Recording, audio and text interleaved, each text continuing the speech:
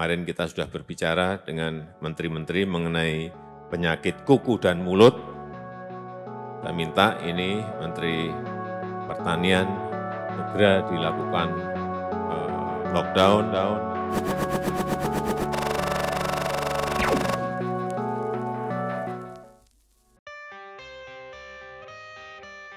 Belakangan ini, marak terjadi kasus penyakit mulut dan kuku di beberapa wilayah di Indonesia, yang mana Indonesia telah dinyatakan bebas dari penyakit ini sejak tahun 1990. Apa yang sebenarnya terjadi?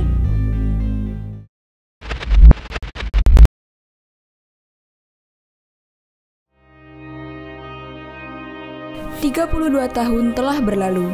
Pada tanggal 28 April 2022, ditemukan adanya indikasi PMK pada 402 ekor ternak sapi potong di Kabupaten Gresik.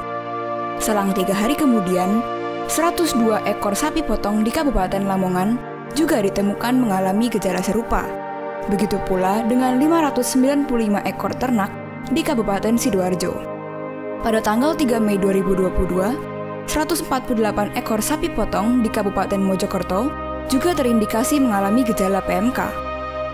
Pusat Veteriner Farma atau Pusvetma Surabaya mengkonfirmasi bahwa hasil uji sampel tersebut merupakan positif virus PMK.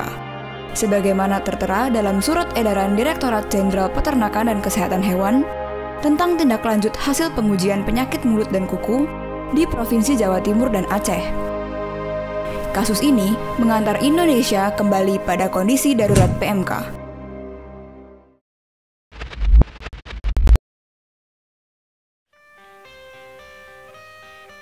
Penyakit mulut dan kuku, atau dikenal juga dengan Aptae epizootica, merupakan penyakit yang disebabkan oleh virus aptovirus dari keluarga Picornaviridae, yang menyebabkan kelukaan pada daerah mulut dan kuku.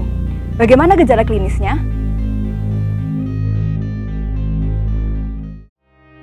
Hewan yang terinfeksi akan menunjukkan adanya luka berupa vesikel, pelupuhan, serta erosi pada area mulut maupun kulit di sekitar kuku. Diikuti penurunan nafsu makan dan produksi susu. Penularannya yang cepat dapat menyebabkan penurunan produksi dan menyebabkan kerugian ekonomi yang besar.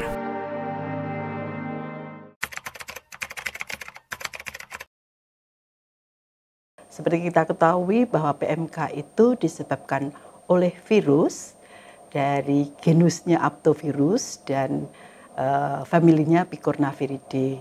Nah, virus ini diketahui mempunyai 7 serotipe, yaitu O, A, C, kemudian SAT1, SAT2, SAT3, dan Asia1.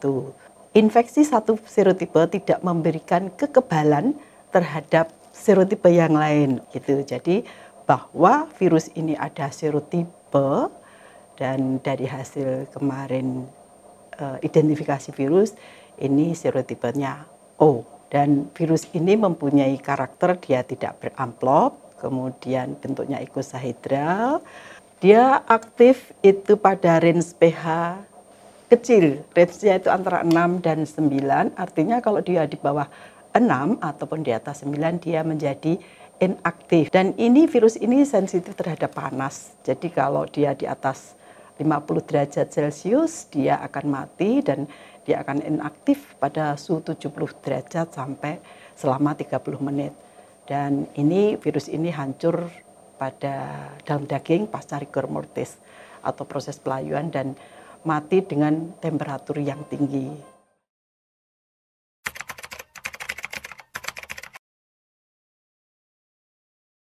Oke, PMK itu penyakit yang sangat merugikan secara ekonomis, terutama bagi peternak. Pertama, karena penyakit ini menyebabkan gangguan produksi. Jadi kalau sapi perah itu langsung akan terjadi penurunan produksi susu. Hewannya juga tidak mau makan sehingga kemudian akan menjadi kurus dan lain-lain, sehingga ini sangat merugikan. Nah, kemudian dari segi konsep juga sebetulnya kalau penyakit ini ada, kemudian harus dimusnahkan, dan kemudian dimusnahkan ini supaya tidak menular seharusnya memang tidak dikonsumsi. Ini kan selalu suatu hal yang sangat merugikan.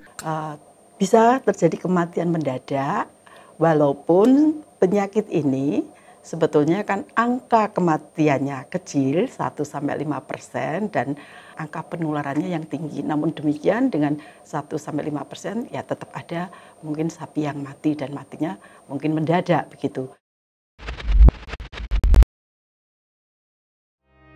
Virus PMK diketahui sangat cepat menular dan menyebabkan kesakitan yang akut bagi penderitanya. Tentunya hal ini perlu menjadi perhatian masyarakat, terutama terkait jalur penularan dari PMK.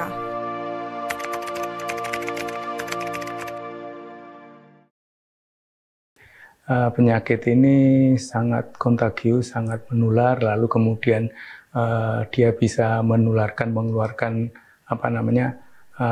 virusnya itu melalui nafas, lalu melalui urin, melalui semen dan lain kotoran. Nah ini kan sebagai sumber penularan.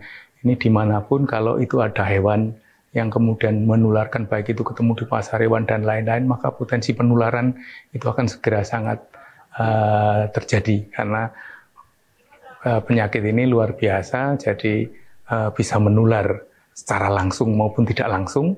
Jadi langsung kontak dengan hewan yang sakit, tidak langsung dengan produk-produknya, dengan kontaminasi, bahkan petugas atau dokter hewan yang kalau tidak sadar itu bisa berfungsi sebagai penular. Jadi dia menangani hewan yang sakit, kemudian berpindah ke tempat menangani hewan yang lain, atau peternak yang tidak tahu dari tempat ternak yang sakit ke ternak yang sehat, ini akan terjadi penularan. Sehingga resiko penularan ini yang harus segera dihindari, diwaspadai betul lah. Jangan sampai ini akan terjadi gitu. Jadi virus ini bisa cara penularannya disampaikan ada 3 cara. Yang pertama itu langsung, kontak langsung. Kemudian yang kedua itu melalui, jadi via, baik melalui manusia, alat-alat kandang, mungkin produk-produk atau hasil ekskresi dari si sapi atau hewan yang terkena tadi. Juga disampaikan bisa melalui udara, begitu ya. Nah, yang kontak langsung itu antara sapi yang terkena, kemudian ke sapi di dekatnya di situ. Jadi bisa kena kontak langsung, ataupun dari peternak, yang kedua yang tidak langsung tadi, peternak yang merawat atau melakukan apapun terhadap si sapi, dia tidak menjaga kebersihan dirinya, dia merawat sapi yang masih sehat. Ataupun juga mungkin dari sepatu kandang ataupun alat-alat dari kandang, kemudian dibawa ke mungkin karena sudah tahu satu sapi ini kena, kemudian dia dipisahkan. Namun demikian itu tadi harus dijaga kehati-hatian untuk jangan sampai membawa atau menularkan virus. Kemudian yang ketiga itu disampaikan bahwa bisa penularan lewat udara begitu, dan di situ dituliskan bisa lewat udara itu sampai menjangkau jauh 170 km, ada yang menyampaikan begitu, bahkan kalau laut itu bisa sampai 300 km.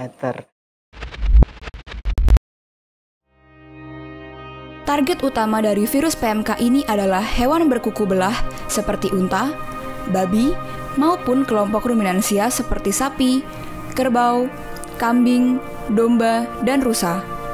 Penyakit ini tidak dapat menular ke manusia, namun tetap saja produk-produk hewan dari daerah wabah perlu mendapatkan perhatian khusus.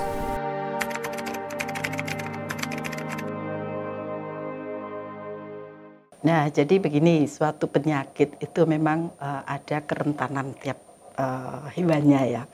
Seperti kalau kita kemarin lihat juga antrak ya, antrak itu bisa menyerang berbagai spesies hewan.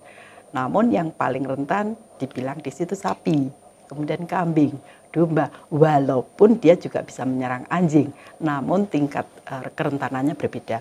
Demikian juga penyakit virus ini, jadi memang dia itu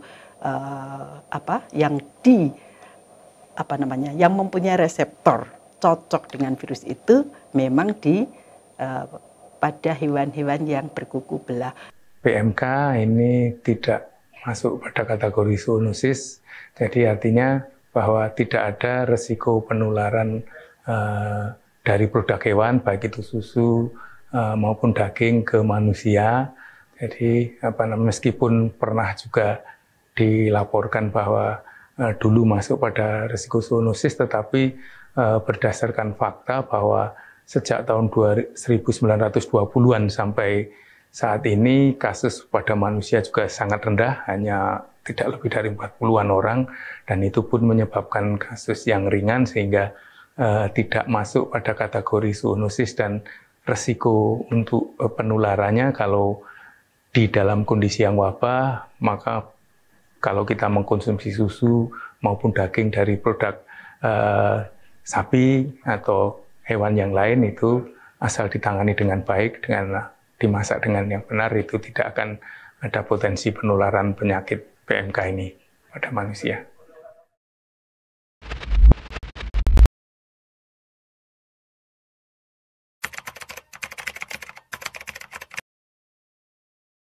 Pertama dari produk hewannya ya, jadi sebetulnya kalau kita ada hewan yang sakit, seharusnya memang dimusnahkan tetapi tidak dikonsumsi, tetapi ini kan juga tidak gampang begitu. Jadi yang paling baik adalah bahwa kita bisa melakukan pelayuan daging. Jadi daging itu dilayukan, itu didiamkan dalam waktu paling tidak 24 jam. Apa harapannya adalah bahwa ada proses perubahan otot menjadi daging itu sempurna.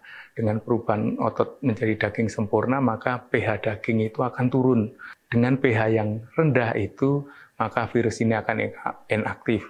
Virus ini secara umum dia tidak tahan pada pH yang rendah maupun pH yang tinggi. Sehingga dengan perlakuan daging ini dilayukan, ini harapannya adalah bahwa virus ini menjadi inaktif kalau dia ada di daging tersebut begitu.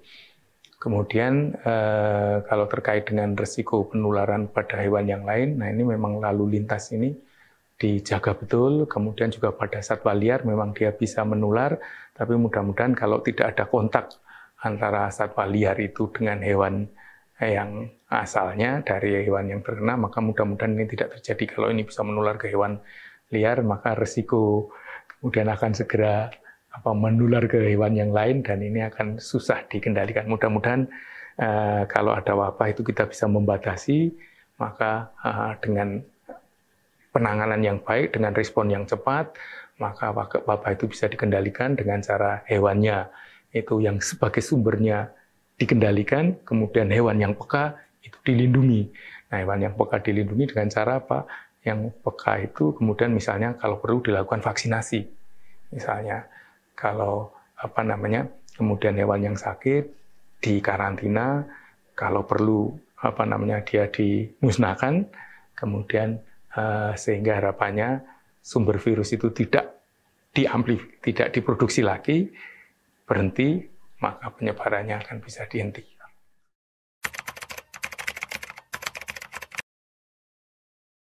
Jadi nanti pengabdian masyarakat ini nanti adanya penyuluhan, kemudian juga pengobatan tadi, kemudian juga untuk yang riset itu nanti kita akan melakukan riset dengan semua aspek ya, baik dari virusnya, epidemiologinya, kemudian dari patologisnya, kemudian dari ini yang lain. Jadi semua nanti kita berusaha berkontribusi dari baik sisi pengabdian maupun dengan riset-riset tadi.